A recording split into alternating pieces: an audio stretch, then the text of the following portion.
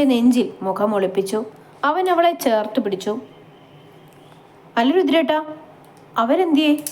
രുദ്രൻ ഒന്ന് ചിരിച്ചു. പറ രുദ്രേട്ടാ, കളിക്കാതെ. അവൻ അവൻ്റെ പെണ്ണിനെയും കൊണ്ട് ഒരു സ്ഥലം വരെ പോയതാ.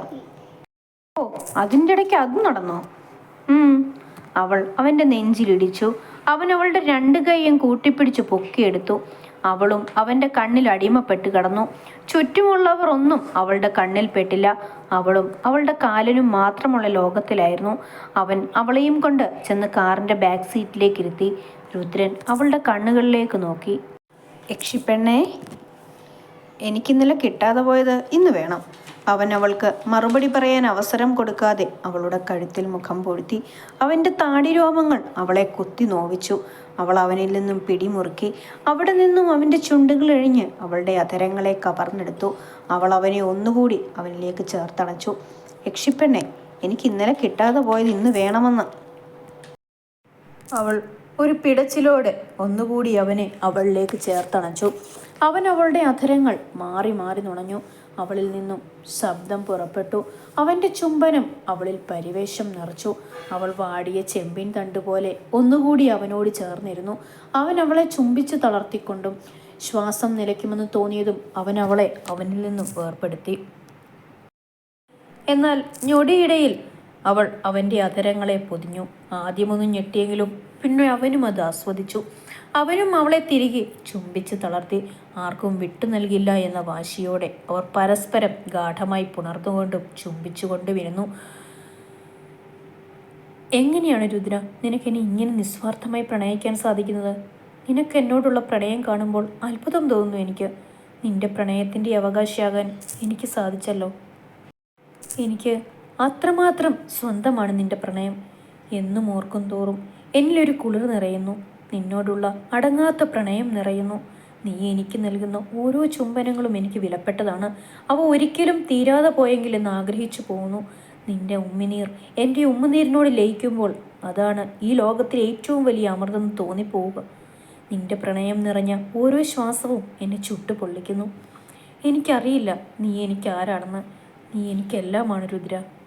എനിക്കും അറിയില്ലേക നീ എനിക്ക് ആരാണെന്ന്. നീ എന്നെ മാറ്റി നിർത്തിയപ്പോൾ ഹൃദയം നിലച്ചു പോയെങ്കിലെന്ന് ഞാൻ ആഗ്രഹിച്ചു പോയിട്ടുണ്ട്. പക്ഷേ ഇന്ന് ഞാൻ ആഗ്രഹിക്കുന്നത് നിന്നോട് ചേരാനാണ്, നിന്നോട് മാത്രം. നീ എന്ന ലോകം എന്നെ കീഴ്പ്പെടുത്തി കഴിഞ്ഞു ഏക. ഓരോ തവണ നിന്റെ ശ്വാസം എന്നിലേക്ക് പടർന്നു കയറുമ്പോഴും എൻ്റെ സന്തോഷം എത്രമാത്രമാണെന്ന് എനിക്ക് പറയാൻ സാധിക്കില്ല. എൻ്റെ പക്കലും ഉത്തരമില്ലാത്ത ചോദ്യമാണ്, നീ എന്നെ ഇത്ര വേദനിപ്പിച്ചിട്ടും നിന്നെ സ്നേഹിക്കാൻ കഴിയുന്നുവെന്ന്. പക്ഷേ ഒന്നു മാത്രം അറിയാം, നീ എന്നെ എത്രമാത്രം അകറ്റുന്നുവോ വെറുക്കുന്നുവോ അത്രമാത്രം ഞാൻ നിന്നെ സ്നേഹിക്കുന്നു. ഒരു കാന്തം പോലെ നിന്നോട് ചേരുന്നു. I love U. അതിൻ്റെ മറുപടി എന്നോണം ഏക വീണ്ടും അവൻ്റെ അധരങ്ങൾ പൊതിഞ്ഞു. ആദി നിഹയും കൊണ്ടുപോയത് അവൻ്റെ അവിടെയുള്ള വീട്ടിലേക്കാണ്. മനോഹരമായ ഒരു ഇരുനില വീട്. അവൾ ചുറ്റിനും നോക്കി. സൈഡിൽ ഒരു കുഞ്ഞു പൂള്. ചുറ്റും നല്ല ചുവന്ന റോസാ ചെടികൾ നട്ടുപിടിപ്പിച്ചിട്ടുണ്ട്.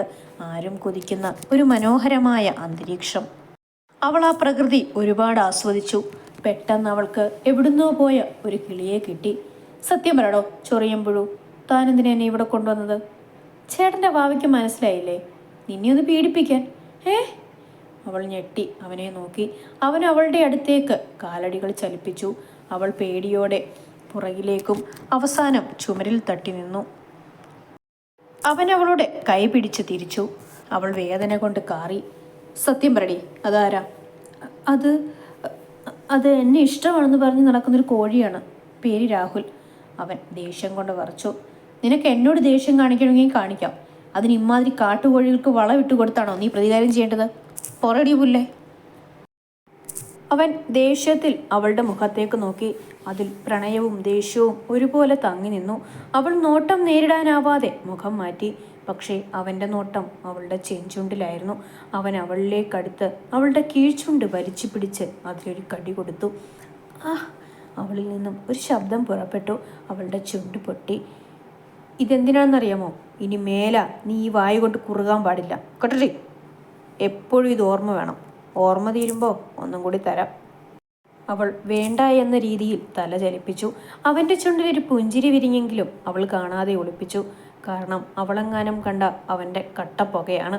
അതവന് നല്ലോണം അറിയാം. അവൻ അവളുടെ മുഖത്തേക്ക് തന്നെ നോക്കിക്കൊണ്ടിരുന്നു. അവൾക്കാകെ പരവേശം നിറഞ്ഞു. അവളുടെ മുഖത്ത് ശരീരത്തും വിയർപ്പ് കണങ്ങൾ രൂപപ്പെട്ടു.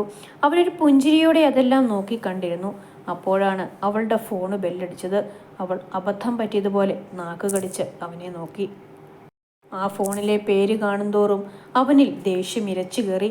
പണ്ടെന്നോ അവനെ അടിച്ചതിന് ഒരുത്തൻ്റെ കൈയും കാലും ഒടിച്ച് ICUവിൽ കയറ്റിയ ആദിയുടെ കാര്യം രുദ്രൻ പറഞ്ഞത് അവൾക്ക് ഓർമ്മ വന്നു. അവൾ പേടികൊണ്ട് ഉമ്മിനീരിറക്കി, ടോപ്പിൽ പിടിമുറക്കി. അവൻ ആ ഫോൺ അവളിൽ നിന്ന് തട്ടി വാങ്ങിച്ചു. ടോഷു മോനെ, എൻ്റെ ഭാര്യയുടെ ഫോണിലേക്ക് വിളിച്ചു കൊടുക്കാൻ ആരാണ് നിനക്ക് അധികാരം തന്നത്? ഈ നിഹാരിക ആദികേശിൻ്റെ പെണ്ണാണ്. ആദികേശിൻ്റെ മാത്രം, എൻ്റെ താലിയുടെയും സിന്ദൂരത്തിൻ്റെയും അവകാശി. മേലാൽ ഇമാതിരി വേലത്തരം എടുത്തോണ്ട് എൻ്റെ ഭാര്യയുടെ പിന്നലെ വന്നാൽ ഈ ആദികേശ് ആരാണെന്ന് മോൻ അറിയും. വെട്ടി തൊണ്ടാക്കി റബ്ബറിന് വളവിടും. നോക്കിക്കോ, മേല വിളിച്ചു പോയേക്കരുത്. അവനത് പറയുമ്പോൾ അത്രയും അവൻ്റെ കൈകൾ അവളുടെ തോളിൽ മുറുകുന്നുണ്ടായിരുന്നു. അവൻ അവളെ കൂടുതൽ ശക്തിയോടെ ചേർത്ത് പിടിച്ചു, ആർക്കും വിട്ടു നൽകില്ല എന്ന് പറയും പോലെ. അവൾക്ക് ഒരേ സമയം ശരീരത്തിന് വേദനയും അതിലുപരി അവൻ്റെ വായയിൽ നിന്ന് പൊഴിഞ്ഞ വാക്കുകൾ സന്തോഷവും നൽകുന്നുണ്ടായിരുന്നു. അവൾ പ്രണയപൂർവ്വം അവനെ നോക്കി. അവൻ ഫോൺ വെച്ച് ആ ഫോണ് ദൂരേക്കെറിഞ്ഞു. അവളെ ഇറുകെ പുണർന്നു, എല്ലു പൊടിയും വിധം. അവളും ആ കരവലയത്തിൽ ഒതുങ്ങി നിന്നു. വല്ലാതെ സുരക്ഷിതത്വം അവൾ അനുഭവിച്ചു. എന്തിനടി പുല്ലേ എന്നോടിങ്ങനെ? അത്രയ്ക്കും ഇഷ്ടപ്പെട്ടിട്ടടി നിന്റെ പുറകെ വന്നത്. എന്നിട്ടും നീ. ബാക്കി പറയാൻ സമ്മതിക്കാതെ അവൾ അവൻ്റെ വായിന്മേൽ കൈവച്ചു. അവളും അവനും നീങ്ങി പുറകിലേക്ക് നടന്നു. പൂളിൻ്റെ അടുത്തെത്തിയതും അവളും അവനും കൂടി പൂളിലേക്ക് മറിഞ്ഞു. രണ്ടുപേരും ഇറുകെ പുണർന്നിരുന്നു. അവളുടെ ചുണ്ടുകൾ അവൻ്റെ മുഖമാകെ ഓടി നടന്നു. അവസാനം ആഗ്രഹിച്ചതെന്തോ കിട്ടിയ പോലെ അവളുടെ അധരങ്ങൾ അതിൻ്റെ ഇണയെ പൊതിഞ്ഞു. അവൻ ശ്വാസം വിടാൻ അവസരം നൽകാതെ അവൾ അവനെ ചുംബിച്ചു. I love you Niha. I love you ആദിയേട്ടാ. അവൻ്റെ ചുണ്ടുകൾ അതിൻ്റെ ഇണയെ പൊതിയാൻ തുടങ്ങിയതും അവൻ്റെ ഫോൺ ബെല്ലടിച്ചു. അവൻ ഈർഷ്യയോടെ അതെടുത്തു. രുദ്രനായിരുന്നു അത്. ഒരുപാട് സമയമായില്ലേ, വേഗം ബീച്ചിലേക്ക് വാ. അവൻ നിഹയെ നോക്കിയൊന്ന് ചിരിച്ചു. ആദിയുടെ ബുള്ളറ്റിൽ അവനെ കെട്ടിപ്പിടിച്ച് അവൻ്റെ പുറത്തേക്ക് മുഖമമർത്തിയിരിക്കുകയാണ് നിഹ. അവളുടെ ഒരു കൈയിൽ അവൻ കൈകോർത്ത് പിടിച്ചിട്ടുണ്ട്. ആദിയേട്ടാ, ആദിയേട്ടന് എങ്ങനെയാണ് എന്നെ ഇഷ്ടമായത്? എന്നെ പൊതുവെ ആർക്കും ഇഷ്ടപ്പെടാൻ ആകില്ല, കാരണം ഞാനൊരു അഹങ്കാരിയാണെന്നാണ് എല്ലാവരും പറയുന്നത്. ആണോ ഏട്ടാ? അവളുടെ നിഷ്കളങ്കമായ ചോദ്യം കേട്ടപ്പോൾ അവൻ്റെ ചുണ്ടിൽ ഒരു പുഞ്ചിരി വിരിഞ്ഞു. സത്യം പറയട്ടെ, അവൻ ഒരു തെല്ലു കുറുമ്പോടെ ചോദിച്ചു. അവൾ മൂളി. നിന്റെ ചില സമയത്തെ സ്വഭാവം കാണുമ്പോൾ എടുത്ത് കിണറ്റിലിടാനാണ് തോന്നുന്നത്. എന്നാൽ നിന്റെ നിഷ്കളങ്കത കാണുമ്പോൾ ആ രണ്ടുണ്ടക്കവളിലും മാറി മാറി ഉമ്മ വെക്കാനും തോന്നാറുണ്ട്. അതിനേക്കാൾ എനിക്കിഷ്ടം നിന്റെ ദേഷ്യമാണ്. ദേഷ്യപ്പെടുമ്പോൾ വിറയ്ക്കുന്ന നിന്റെ അധരവും പിന്നെ മൂക്കിൻ തുമ്പും, അത് രണ്ടും കടിച്ചു നുണയാൻ തോന്നാറുണ്ട്. പിന്നെ നീ അഹങ്കാരിയാണെന്ന് പറയുന്നവരോട് പറയണം, നിന്റെ അഹങ്കാരത്തിനും ദേഷ്യത്തിനും സങ്കടത്തിനും എല്ലാം അവകാശിയുണ്ടെന്ന്. ഒരേ ഒരു അവകാശി ഈ ആദികേശ്. നിഹ നാണത്താൽ പൂത്തുലഞ്ഞു. അവൾ വീണ്ടും അവനോട് പറ്റിച്ചേർന്നിരുന്നു. അവളുടെ കൈകൾ അവൻ്റെ ഉടലിനെ വരിഞ്ഞു മുറുകി. അവളുടെ അധരങ്ങൾ അവൻ്റെ പുറത്ത് മുദ്ര പതിപ്പിച്ചു. ഈ ജന്മത്തിൽ മാത്രമല്ല, ഈ വരും ജന്മങ്ങളിലും ഈ നിഹാരികയ്ക്ക് ഒരേ ഒരു അവകാശിയേ ഉള്ളൂ. അത് ആദികേശ് സഹദേവായിരിക്കും. ഞാൻ അറിയപ്പെടുന്നത് നിഹാരിക ആദികേശ് എന്നായിരിക്കും. ഞാനിനി അഥവാ മാനായി, മയിലായി, പൂവായി ജനിച്ചാലും എന്നെ തലോടാനായി നീ ഉണ്ടാവണം. നിന്റെ തലോടലുകൾ ഏറ്റെനിക്ക് ഈ ലോകത്തിലെ ഓരോ നിമിഷങ്ങളും ആസ്വദിക്കണം. ഇപ്പോൾ ഞാൻ നിന്നോട് ചേർന്നിരുന്ന് യാത്ര ചെയ്യുന്നത് പോലെ ജീവിതാവസാനം വരെ എനിക്ക് യാത്ര ചെയ്യണം. ഒരിക്കലും അവസാനിക്കാത്ത യാത്രയ്ക്കായി പോകുമ്പോഴും നീ എൻ്റെ കൂടെ വേണം. I can't live without you, because I am you. I breathe for you each time. You are my part of body. My heart sounds your name each time. I can't also live without you, because you are my soul. When my heart stops forever, you will be with me. I am damn sure about that, cause I love you like that. അവർ ആ നിലാവുള്ള രാത്രിയിൽ ആ യാത്ര ഒരുപാട് ആസ്വദിച്ചു. ഒരിക്കലും തീരാതെ ഇരുന്നെങ്കിലെന്ന് ആത്മാർത്ഥമായി ആഗ്രഹിച്ചു. രുദ്രനും ആദവും ഏകദേശം 7 മണിയോടെ അടുക്കുന്നു. ഇരുട്ട് വീണു തുടങ്ങി. ഇളം തെന്നൽ അവരെ തൊട്ട് തലോടി പോകുന്നുണ്ട്. അവൻ പണ്ട് പറഞ്ഞതുപോലെ ആ കാറ്റിന് പോലും കടക്കാനാകാത്ത വിധം അവളെ മുറുകെ പുണർന്നുകൊണ്ട് ആ മണൽപ്പരപ്പിൽ കാറിനോട് ചാരിയിരിക്കുകയാണ് അവൻ. അവൾ അവൻ്റെ നെഞ്ചോട് ചേർന്ന് കാലുകൾ രണ്ടും അവൻ്റെ ഇടുപ്പിലൂടെ ഇട്ട് കൈകൾ കൊണ്ട് മുറുകെ പുണർന്ന് ഉറങ്ങുകയാണ്. അവൻ ഒന്നനങ്ങിയതും അവൾ കണ്ണു പതിയെ ചിമ്മി തുറന്നു. അവനെ നോക്കിയൊന്ന് പുഞ്ചിരിച്ചു. കഴിഞ്ഞോ എൻ്റെ യക്ഷിപ്പെണ്ണിൻ്റെ ഉറക്കം? യക്ഷിപ്പെണ്ണെ, എന്തോ? നമുക്കൊന്ന് നടന്നാലോ?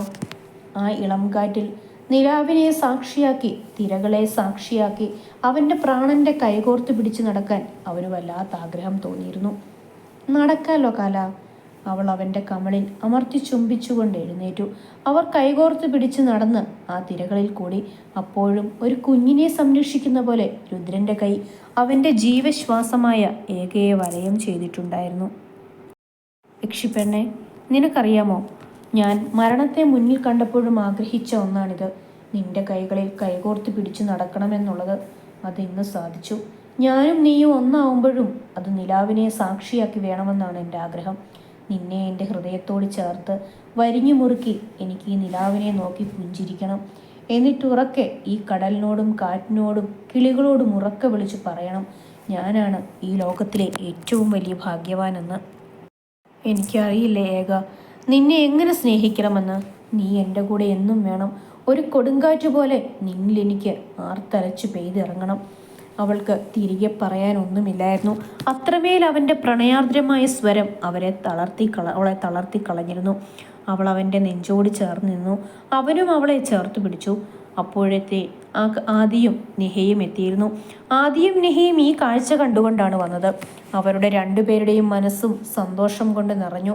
അവർ രണ്ടുപേരും പരസ്പരം പുഞ്ചിരിച്ചുകൊണ്ട് അവരുടെ അടുക്കലേക്ക് നടന്നു. മതിയടാ റൊമാൻസ്, വാ വീട്ടിലേക്ക് പോകാം.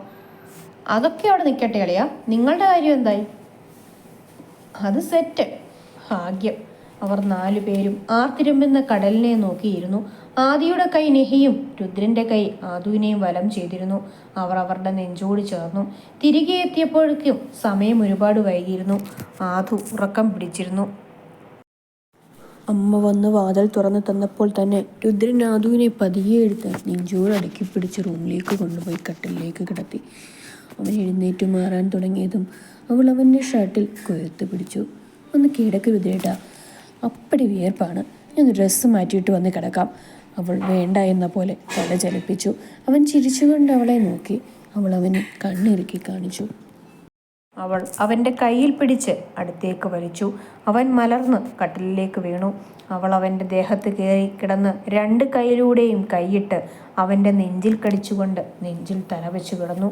അവനും ഒന്ന് പുഞ്ചിരിച്ചുകൊണ്ട് അവളുടെ മൂർധാവിൽ ഉമ്മ വെച്ച് ചേർത്ത് പിടിച്ചു. എനിക്ക് രുദ്രേട്ടിൻ്റെ വിയർപ്പിൻ്റെ ഗന്ധം ഇഷ്ടമാണ് ഒരുപാട്. ആ ഗന്ധത്തിൽ മതിമറന്ന് കിടക്കണം എനിക്ക്.